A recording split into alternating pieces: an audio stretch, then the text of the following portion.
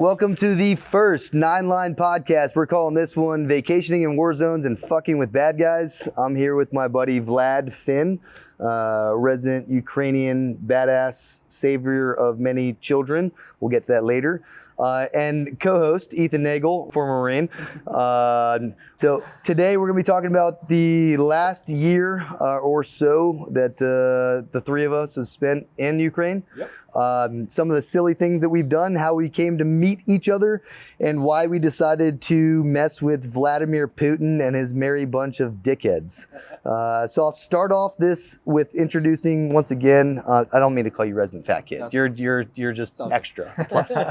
I'm just a thick boy. But give a little background. I spent a good majority of my young adult life as a pilot, Apache pilot, commander, turned into a 160th guy flying bearded men to do bad things to bad humans.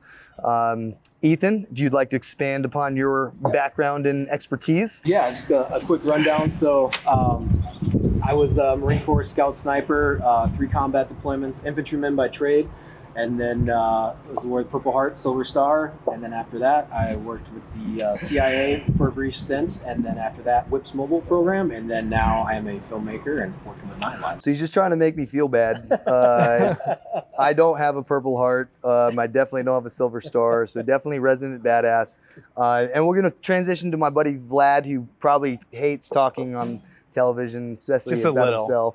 Vlad, you want to talk about yourself a little bit? Yes, but I just want to say real quick, I didn't even know any of that stuff about you. Like when I was in Ukraine, even like you've been so humble, like by everything. But when we were in Ukraine, I mean, I barely knew. I just knew you were U.S. Marines. Yeah, usually not scared by the loudest person in the room. It's the quietest person that you need to be scared of. You know, like hearing all of that stuff, I mean, that's honestly incredible. Like, so I was born and raised in Ukraine, right a year after the breakout of the Soviet Union. In 1992, I was born. I was adopted by an American couple. My dad is retired NYPD detective, and my mom is also, they're both Irish Americans. And along with adopting me, they adopted my brother. I basically came as a package. They wanted my brother. My brother is younger. We went different orphanages in Kharkiv, Ukraine. And he visited America first. And they were like, we want this kid. And then it took them 2 years to adopt him. And in the process, they're like, oh, by the way, there's this old kid as well. He's 15. You got to take him as well. And just so people understand, so in Ukraine, you age out of an adoption center or an orphanage at 15. So at 15, You're on the street. Vlad's brother got adopted and essentially drug you along to the United States, where you learned English, where you got a scholarship to playing soccer, where became pretty successful. We're here in LA, where he trained some very interesting humans and how to stay fit, right? And so he's very humble himself. And the way in which we all met, I think for the first time in Lviv about a year ago, maybe a little bit before that, is the point of this story. It has been a year. It's a year. It's like almost exactly. So as you're seeing this podcast and we posting it, we'll be posting some of our pictures and how we met. But I'd like to kick off and say I reached out to a group at the behest of one of my friends who had an orphan that was in danger. And we needed to find a way to secure these individuals at risk from Western Ukraine to Eastern Ukraine. And it was something I've never done before. So I reached out to my community within the special operations community, within the military community. And, I found that there was other individuals who were excited to go do bad things to bad people and help innocent humans not be murdered. And that's kind of how we started off. Yeah. Well, I think that's the thing, diving into it, is we both met in Ukraine within, I think, 24 to 48 hours. I think you were pretty quick getting there. I think you were only about 2 days after I was there. And setting the dates, this is before any U.S. involvement. This is actually when the United States told Ukraine, you're on your own. Yeah. This is winter's still falling. There's children outside in Poland and other countries that are without family members because the military men were conscripted essentially to stay there and fight. And the women and children were being sent off to safer places in Poland and other surrounding countries. And that's what was so wild about it is like when it kicked off was February 28th or something like that. And I always tell this story, and it still gives me chills to this day. They invade, and immediately, and this is where we can kind of dive in, kind of giving the context of the situation, is the Afghan evac, which predates back to August, September. Different story. Different day. But it's a big catalyst for me. And then we found out later when we've talked now, after we were in Ukraine, is, that group chat started firing back up again. Like, how can we help? What can we do? For guys like me, and I tell people, I would love to go, especially at that point, wanted to go fight, wanted to do everything, but I have a wife and a kid. So it's this balancing act between, basically going over and doing some crazy shit and then maintaining the family life. And my wife knew it too, it's like that. It's a hard thing to sell. Which is why we kind of came up with that. I like the idea of vacationing war zones and fucking with bad guys. Because there's a group of individuals that, there is an adrenaline rush with being a war. There's an adrenaline rush with helping individuals that can't help themselves, right? Yeah. And I'm not saying we do that just for that reason, but when you leave military servitude and you're doing these high-level operations, and then all of a sudden I'm making T-shirts and you're working with Black Rifle and doing coffee films. It's not as exciting as it used to be. I would say this is one of my things I've only said this to a few people, but like filmmaking is my passion and like war is my addiction. Like you kind of always end up going to it's like, and that's why I like deeply respect you with what you've done and being humble about it and like understanding like you behind so many operations that are going on and that had happened in Ukraine.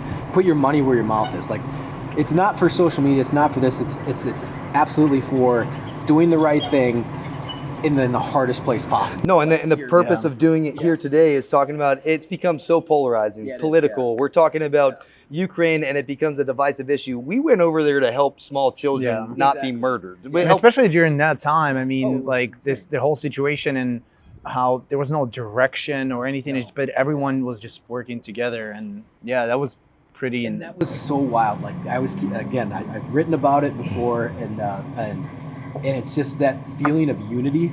Like I say, like I have not felt that since like 9/12, like the day after 9/11. Like the people on the planes in Chicago going to Poland, everyone knew who was going into Ukraine. Like, that's what makes your hair stand up. Exactly. That's where you're like, hey, I know I'm about to go put myself in danger and maybe not see my children again. I wrote letters just like I did for every other Afghan, Iraq, or other deployments we went on saying, I'm sorry for doing this. I feel it's the right thing to do. It's either going to be a great story for my grandkids or I'm not going to be around to sell it, but I would feel remiss if I didn't put the skill set that I was given to use. And it's the idea that somebody, someplace, sometimes going to do something.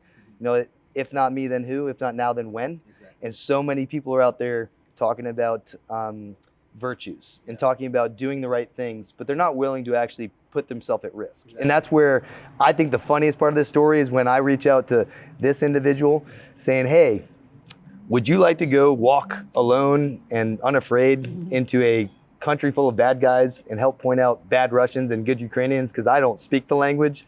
And you're volunteering every single time I call.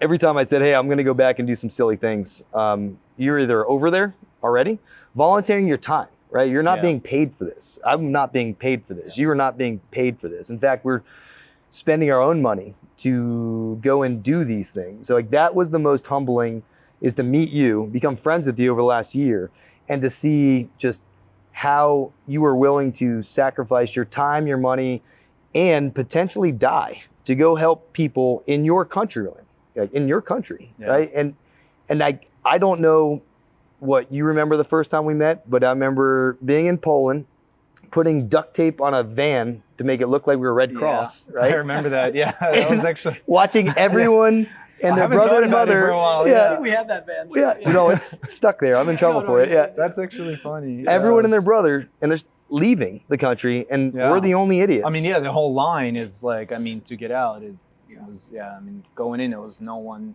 Like later on, months and months, like you could start seeing the line build up going back in.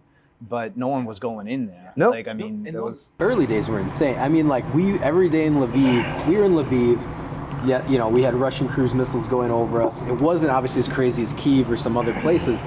But at the same time, though, every single day, people were like, what the hell is going to happen? We don't know But what's do you remember the first time I walked into the operations center? And I'm not ever going to talk badly about the groups that we work with. They're awesome. They're incredible for what they were doing. But they were not set to take on a first world country such as Russia as their enemy. And so when we walked into these safe houses that people were posting on social media, it's not so safe, and you see, you know, what they're trying to accomplish and what's actually being accomplished. So like, they did great things, and we moved a bunch of at-risk individuals from here to there.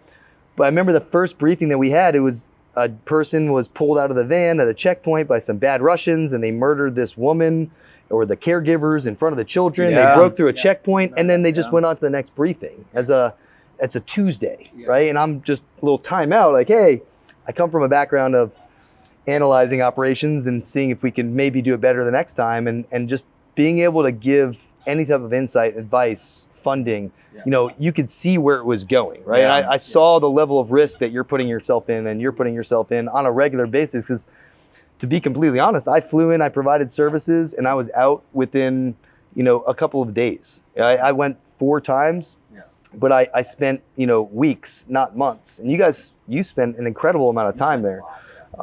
So I know that you were boots on the ground from day one. Like, what were you seeing? Because I saw what was happening on television, and then what was actually happening on the ground. But I think that's where, like, for me personally, especially like with no military experience at all and never being in those situations previously, except like seeing certain like movies and stuff, right? But it's completely different world. Like, I think it was like, of course, for me, it was personally also like scary because I don't know how to handle myself in certain situations like that. But it was great to have like people like yourself, like you guys, right? Like where. Well, I might have lied to you. I'm a pilot, so if something bad happened, we were kind of screwed. Yeah, but you still have more, more experience. I had some decent like background in fighting and other things, but we were alone and afraid in a war-torn country where we weren't supposed to be there. But it's also not necessarily like maybe the experience that you've had, but it's the people that how they make you feel comfortable and confident to go into situations instead of being right. Like when you start questioning and once you start thinking about it too much, you start to again behave maybe sometimes irrationally or start getting in your own head. But I think the people that were there throughout the time, each time, I mean, those were the people that I look up to in life in general. Like, well, that's why I hang out with the Marines, so they don't think very much. One of my best friends in LA is a Marine, so he's the same way. But he's the one who gave me when I first showed up to Ukraine. I mean, I didn't know. I brought this like my buddy's like ex-Marine, his backpack from the days where it's like military. I told you to get rid of that backpack. Yes, I had like this boots on, and it was like, funny because I'm gonna send you stuff. You're trying to like fit in, and I'm trying to say we need to fit into the civilian population. So I showed up the first day, and this individual is wearing a tactical backpack, tactical boots, and I'm showing up dressed like an Eastern European man. It was kind of. And after that, he sent me a package. You're like, all right, let me send you. Never wear anything. He's like, I got you. Military. But best we could, going from Chicago to Poland, you know. But it's like super tough because everyone's still kind of like. You are, you know. Like and I'm already because we did some things in Afghanistan that maybe the State Department and other people don't appreciate. Bringing aircraft in and out of certain places. So I would get stopped by individuals saying, "Hey, Tyler, where are you going?" I'm like, it's interesting that you're stopping and asking me, not everyone else on the plane, why I'm going to Poland. And you know, when we link up with individuals like you and like, hey, what are we gonna do today in Poland? We're like, well, we're gonna walk across where everyone's leaving. We're gonna walk this way. Hopefully looking like military. I mean, because I didn't know when I first went there. You hit it well, though. I didn't have, like, I wasn't connected to aerial recovery yet. I just hopped in a plane to go to Poland with, like, one of my clients, Emily. She put together, like, this whole, like, bag of, like, medicine for the kids and other stuff. So I was just going to Poland. I was like, I'll just go as close to the border as I can and then figure it out then. And once I was in Poland, like, I had got a call. Like, I was already ready to hop on a bus to go towards. No, you're willing to do all kinds of things that you probably shouldn't. And then I got I know. And that's right. I volunteer. I'm like, let's talk about this. But Aero Recovery Group, just a side note for everyone out there, if you check it out, they did great things. I work with several nonprofits over there. Save Our Allies, Aero Recovery Group, some other ones.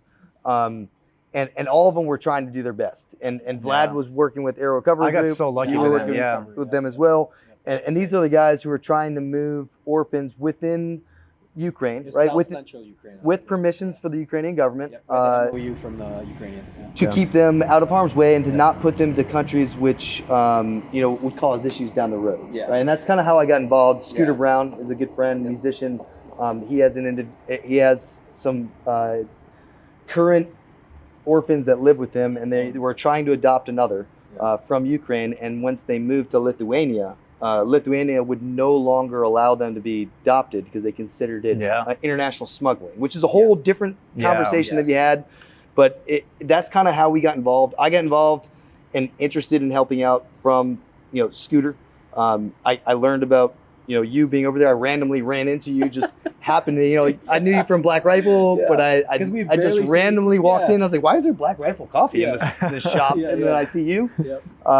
So it's weird how all of our paths cross, how we maintain those friendships. But I think the craziest part is that, between all three of us separately had a desire to go help individuals within our means, that couldn't help themselves. And I'd say for you, it's probably way more personal, right? Because you're from there, like Merritt, or from where you're from originally? Kharkiv. Yeah. So, I mean, do you want to talk about any of that? Yeah, I think the biggest aspect for me was in the most emotional one. I mean, when I was going there first, I just wanted to help, because I had some people from my orphanage that were still there, and I had some teachers that were older, right, where they were just trying to run away from that area, and they didn't have, and it's women and children. It's not because men out fighting, and so it's women and children trying to run away. Did they talk? I mean, are you willing? Okay, we're talking some of the atrocities of things that were going on there. I mean, yeah, and I think the scary part was they couldn't really drive away like that. Most of them, first of all, don't have their own cars in general, and people take advantage of those situations too. Some people that not so good, they try to take advantage of people that cannot maybe, where they charge so much, and where they we'll charge you this much, and then they don't show up, they don't drive, or don't do anything, and special place in hell for those individuals. Decided to accelerate their journey. And I mean, and we've seen, many times, how many, even the certain areas, especially again, I'm from the eastern part of Ukraine, right on the border of Russia.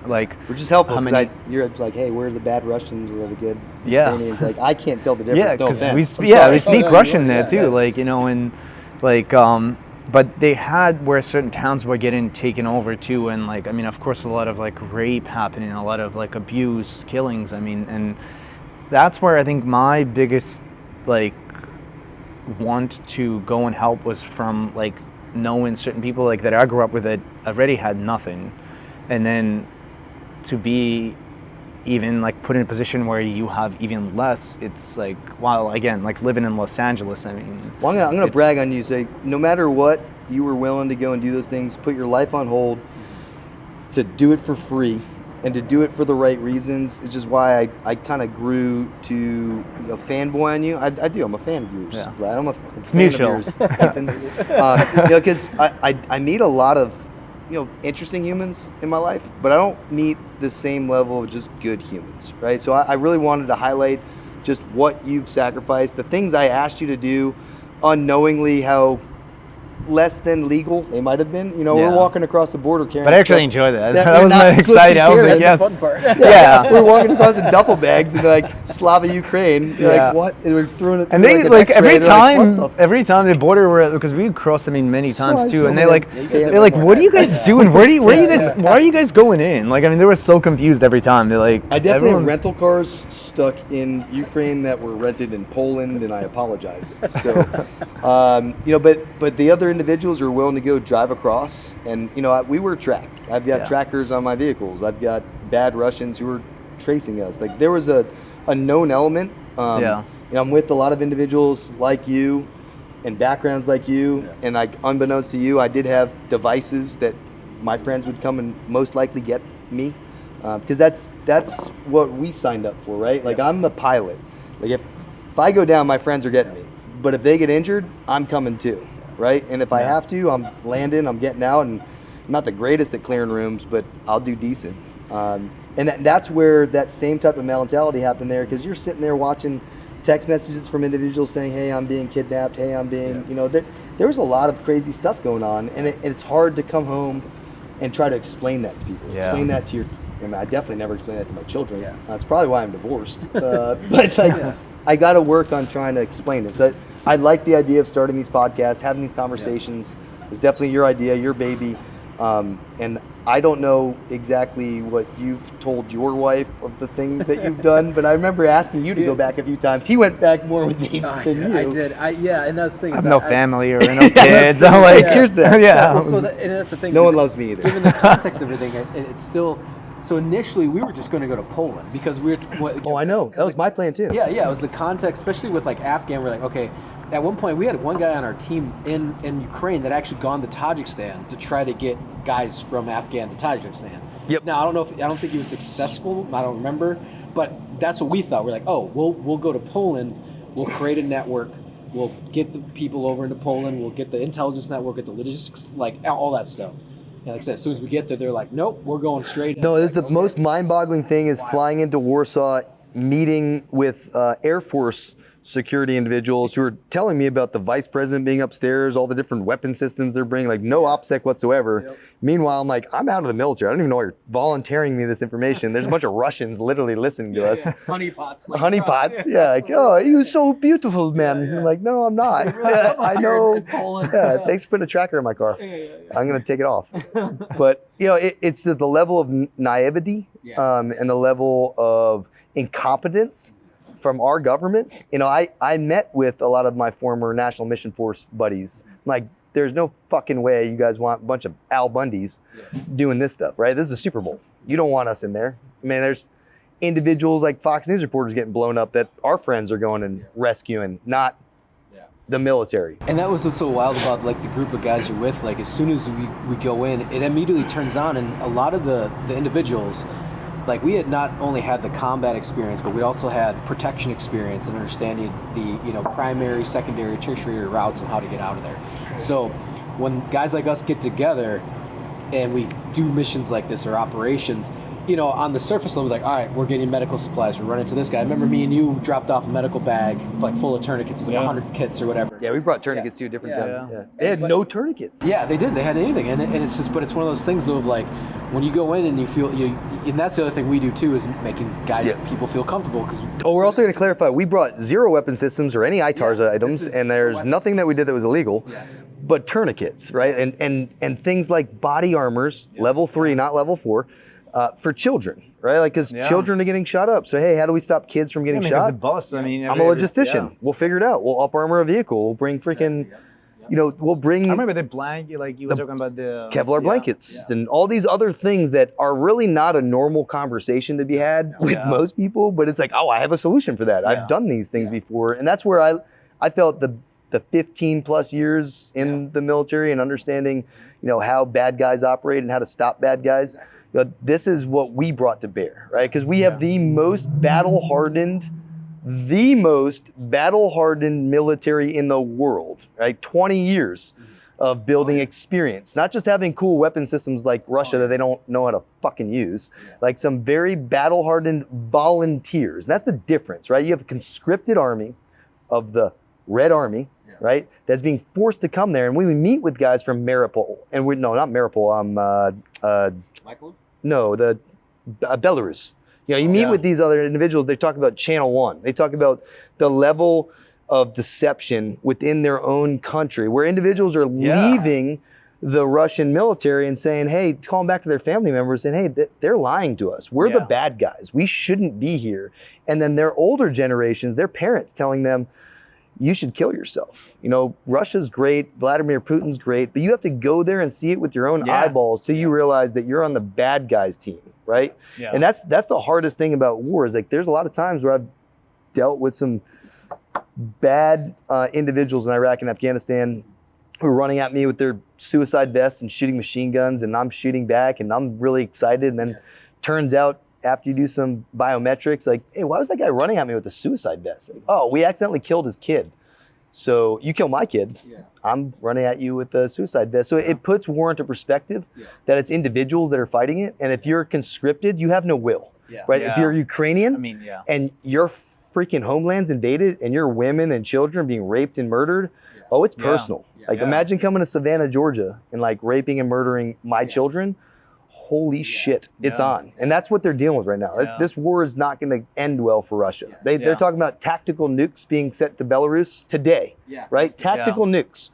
That's what they're talking about because they're losing and they're desperate and it's scary, which is kind of the reason I wanted to have this discussion because in the world stage, people were asked, how did we get here? Should we be involved in Ukraine? Personal opinion, we have fucked this thing up since day one. We're going to continue to mess it up. The only people who are winning are the individuals who really love war.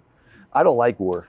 You don't like war. You don't enjoy your homeland being invaded, right? The only individuals who really love it are, the big defense department contracting, spending. They're making billions of dollars. And that's what we're trying to say here is like, this is not political. This is about stopping bad people from doing bad things. And if we can't stand up together and stop them, then what is the purpose of all this? Yeah. And I agree. And I think that's, like I said, that was what's so wild about seeing the will of the Ukrainians. Because when we got there, like immediately, I think we all thought, and I told them when I was there, I was like, honestly, I didn't think you guys would make it past like week 1. And they're like, yeah, that's what everybody thinks. And then even when we were there, I'm like, man, they got that fighting spirit, considering the size of what was happening, what was going on, and the desperation. I always say it.